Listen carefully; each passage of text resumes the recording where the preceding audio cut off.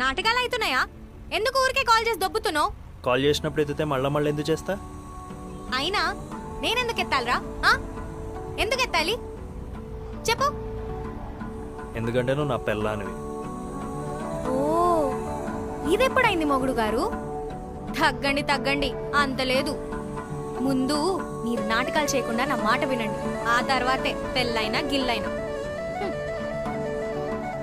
అయినా బాబుగారు బెట్టింగ్ లో బిజీ ఉంటారే, ఖాళీ టైం ఎలా దొరికిందో ఈ సార్ గారికి. ఊకే దెబ్బకు దా చాయ్ తాగుదాం. సార్ గారితో తోక కూడా ఉండాలనుకుంటా, అది ఎక్కడుందో.